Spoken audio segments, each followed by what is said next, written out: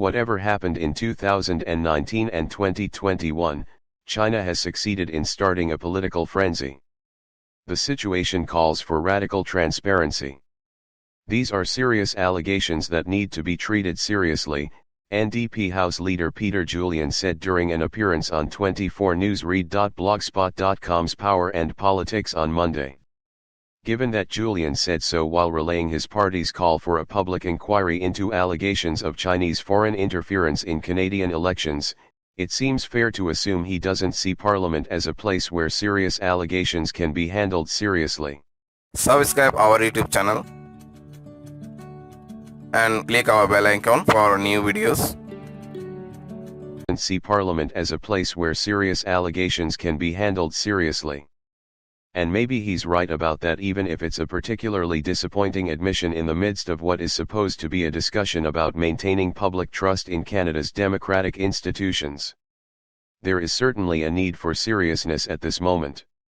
Because whatever China tried to do, it has succeeded in triggering a political and media feeding frenzy that threatens to do some real damage to Canadian democracy, regardless of what the truth might be. It's important to note that an independent panel of 5 senior public servants, working with Canada's national security agencies, did not find interference that affected Canada's ability to hold free and fair elections in 2019 and 2021. No serious voice is saying that those elections were decisively affected by foreign malfeasance. Asked by reporters on Wednesday whether he accepted the results of the last federal election, Conservative leader Pierre Poilievre said he did. The current furor is instead based on 2 separate, but related, questions. To what extent was China able to covertly interfere in the Canadian democratic process before and during the 2019 and 2021 elections? And did the Trudeau government fail to respond appropriately to any attempts to interfere? The Conservatives cry cover up. It's the second question, of course, that generates the most excitement. The Conservatives have gone so far as to allege a cover-up. But it remains unclear, sometimes maddeningly so, whether such a scandal is actually present here. A report authored by a former senior public servant commissioned by the Trudeau government late last year and released yesterday states plainly that CSIS is concerned about foreign interference, including by the Communist Party of China, and CSIS expressed concerns that China notably tried to target elected officials to promote their national interests and encouraged individuals to act as proxies on their behalf. The Conservatives preemptively decided that the author, who was CEO of the Pierre Elliott Trudeau Foundation after leaving the public service, lacks credibility. That report adds to the findings released by a committee of parliamentarians in early 2020. But government officials simply have not accounted fully for the claims outlined in a recent series of media reports. The allegations and accounts that have been leaked to reporters are certainly part of some kind of story, but the rest of story is still unknown. The Prime Minister and his government have explicitly denied 2 reported claims, that the Prime Minister was briefed about allegations that China provided funding to candidates, and that CSIS urged the Prime Minister's office to rescind a Liberal candidate's nomination. They also have alluded broadly to other unspecified inaccuracies in the reports. Jody Thomas, a public servant who acts as National Security Advisor to the Prime Minister, was similarly cryptic. In her opening statement Wednesday to a committee of MPs studying foreign election inference, she said that individual reports, when taken out of context, may be incomplete and misrepresentative of the full story.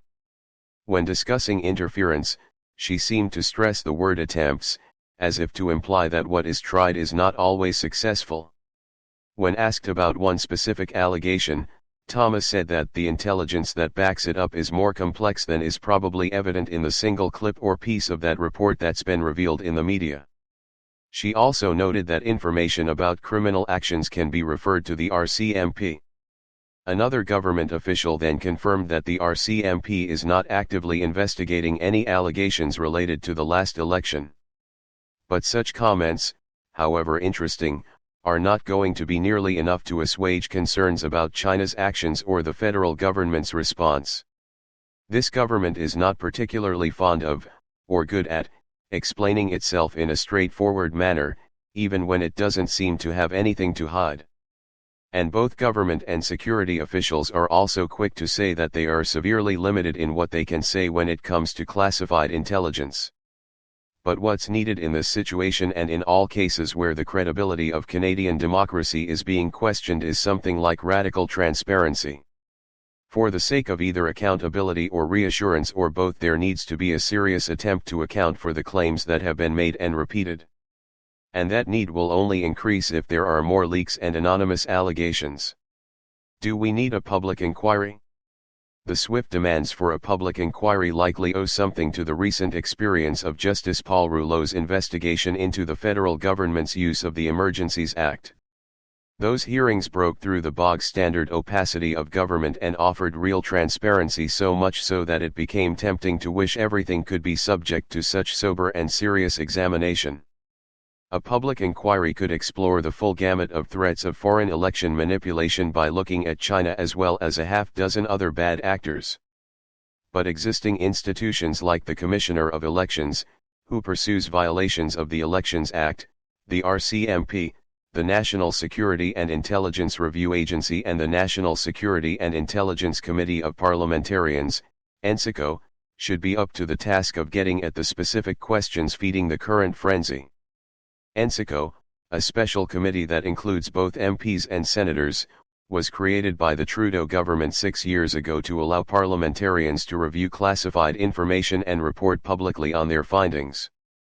It was the committee that produced that 2020 report on foreign interference, a report that had the misfortune of being released on March 12 of that year, just days before the world crashed to a halt. NSICO could be the right venue for a deep investigation of what China did or didn't do in the last 2 elections. It's fair to say that normal House of Commons committees have shown themselves lately to be incapable of seriousness. But there is also hope for this week's hearings. On Thursday, the Procedure and House Affairs Committee is set to hear from another 8 witnesses, including CSIS Director David Vigneault. Substantive answers would go a long way toward demonstrating that Canada's political system is capable of dealing seriously with a threat that ultimately aims to undermine democracy itself. Their findings. It was the committee that produced that 2020 report on foreign interference, a report that had the misfortune of being released on March 12 of that year, just days before the world crashed to a halt. NSICO could be the right venue for a deep investigation of what China did or didn't do in the last 2 elections. It's fair to say that normal House of Commons committees have shown themselves lately to be incapable of seriousness.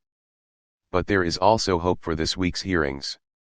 On Thursday, the Procedure and House Affairs Committee is set to hear from another 8 witnesses, including CSIS Director David Vigneault.